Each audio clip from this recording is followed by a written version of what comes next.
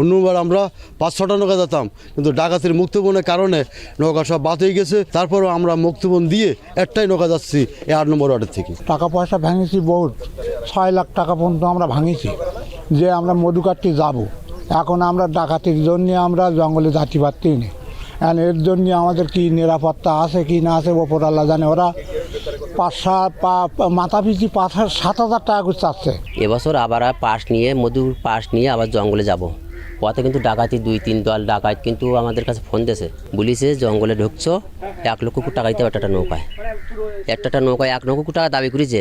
অনেকে যারা নৌকা সাজিয়েছিল এই মধু কাটতে যাবে বলি, তারা বাদ দিয়েছে, বললে আমরা জঙ্গলে যাব না, জঙ্গলে আমরা যাবো না। আমাদের কামাই হলো এই জঙ্গল ছাড়া আমাদের কোনো এলাকায় কোনো কামাই নেই, সব জঙ্গলে কামাই, আমাদের আয় হচ্ছে জঙ্গলে।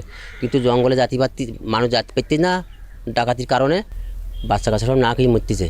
আর সরকারের কাছে আমাদের দাবি যেন জঙ্গলটা যেন ডাকাত যেন নির্মূল করে দেয়, এই দাবি সরকারের কাছে। যদি সরকার যদি ফোন করে, খালি একটু যদি কোনো সরকারি লোক যদি ফোন করে, জঙ্গলে ডাকাত থাকবে না, 5 মিনিট থাকার কথা অধিকার নেই। আমরা মহাজনের কাছে টাকা পয়সা নিয়ে পাশ কাঠ পয়সা বসে আছি, এই জলদস্যুর জন্য যেতে পারতেছি না।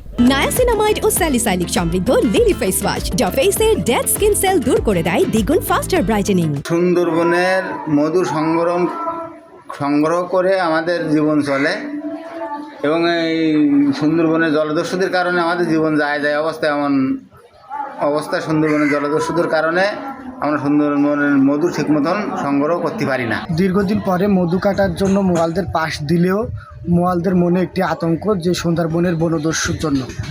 যদি এইভাবে বনদস্যুতা চলতে থাকে তাহলে সুন্দরবনের ওপর নির্ভরশীল সকল বনজীবীর যে জীবিকার ব্যবস্থা সেটি হুমকির মুখে পড়বে।